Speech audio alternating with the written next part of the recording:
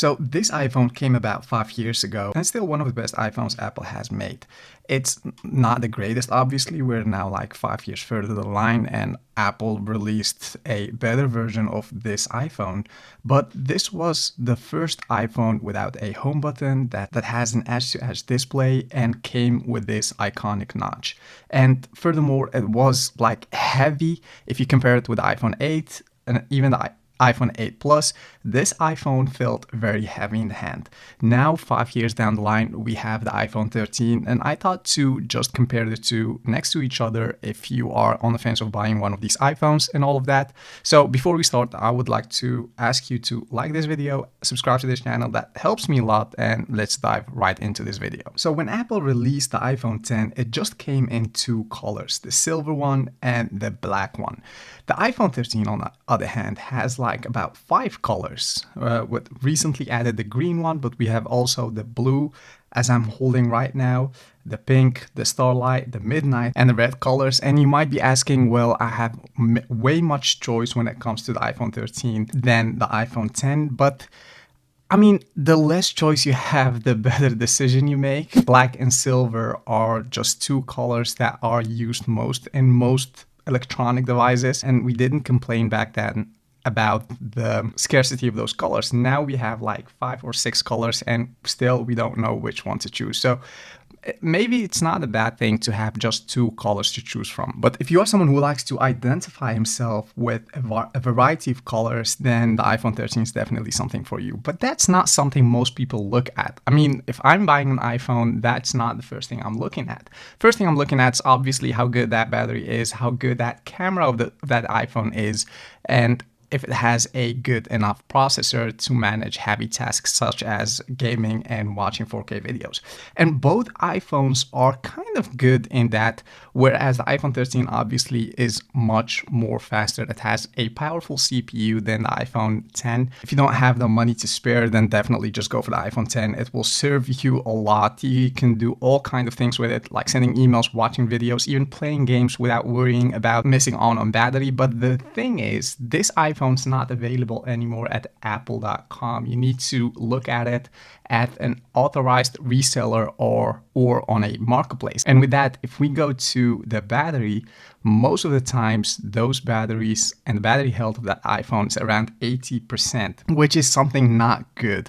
I highly advise you to look for a maximum capacity of 90% at least if you want to enjoy your iPhone for about 4 or 5 years. But if it's an iPhone like this one with a battery capacity of 80%, then you shouldn't buy that iPhone. That's not worth your money. So let's go further and talk about the display. So we have a Super Retina XDR display on the right hand and a Super Retina HD display. Do you see any difference? Well, the Super Retina XDR display of the iPhone 13 has less reflection. You can look at it from the sides. And if I crank that display all the way up, well, yeah, you see some kind of a difference. I'm in a very light environment right now, and this room it's daylight, and still I see both phones crisp and clear. But yeah, the iPhone 13 has a slightly better display than the iPhone 10. If I just crack that display brightness all the way up, there's basically no difference. But if you're holding the iPhone in real life, you see some kind of a difference right there. We have a 5.8-inch display, whereas the iPhone 13 has a 6.1-inch display. So it's about 0.3 inches, a difference of 0.3 inches. And yeah, on that, I really see a difference. The iPhone 10 feels slightly smaller than the iPhone 13. If I'm holding both iPhones in my hand, it's kind of the same, but that display, that 0.3 inches, make a huge difference on the display. So we have the iPhone 10 with just 4G. This iPhone doesn't have 5G, whereas the iPhone 13 does have 5G. It came last year. It came with the previous generation iPhones, the iPhone 12. That iPhone has also 5G. And obviously, Apple will continue producing iPhones with 5G connections since we are all like opting for 5G right now. Is it something that you should worry about? No, definitely not. I mean, 4G for day-to-day tasks is nearly as good as 5G. It's very fast. You can do all kinds of things with it. 4K videos. You can watch 4K videos without having it buffering from time to time and all of that. And yeah, I mean, I didn't notice any difference between 5G and 4G. There are some, it's slightly faster, I know, but it's not like revolutionary faster than 4G. So definitely you shouldn't worry about not having 5G on your iPhone. So let's go further and talk about the camera. We have a camera on the left side with just a 2 zoom lens. So if I turn this lens around, we see just 2 lenses, a telephoto and a wide lens. Whereas on the iPhone 13, we also have 2 lenses. We have a wide and an ultra wide lens, whereas the iPhone 10 just has a wide and a telephoto lens. If we go to video though, we can see that we can film 30 frames per second in HD, even 60 frames per second in HD, but when it comes to 4K, we even can film 60 frames per second. So that's something that they are both equal to.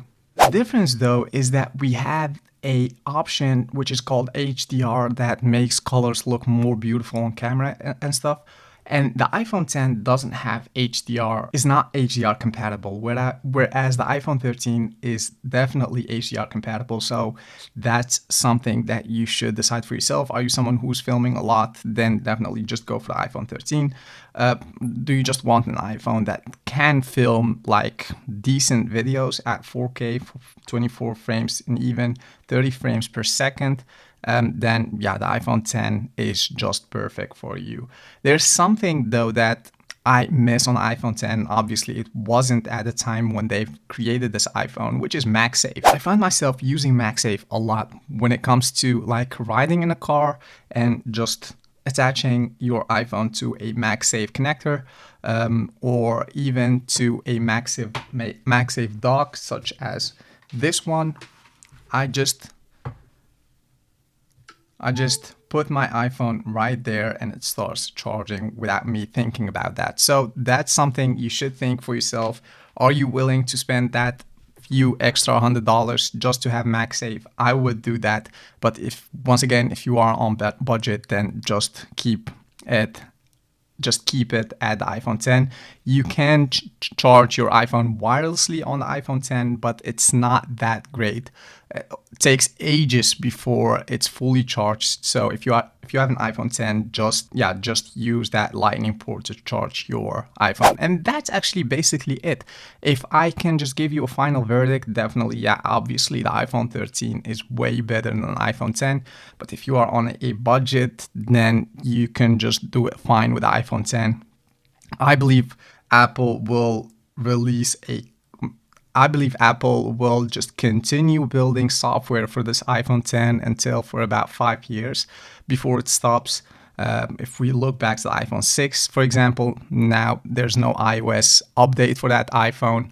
But hey, the iPhone 6 is, I believe, like 10 years ago or something. You can just take it from me that this iPhone will be still compatible for updates for the coming 5 years. So if your intention is to buy this iPhone, then yeah, you will have an iPhone that's working great for the next 5 years and even beyond, because even after Apple stops releasing software for a particular iPhone, that iPhone will not die or something. It will still function, but it will be vulnerable for like hacks and all of that. So yeah, for at least 5 years, you can enjoy your iPhone 10, and maybe you can just sell it on a marketplace, since iPhones are notoriously known for keeping their value for a very long time.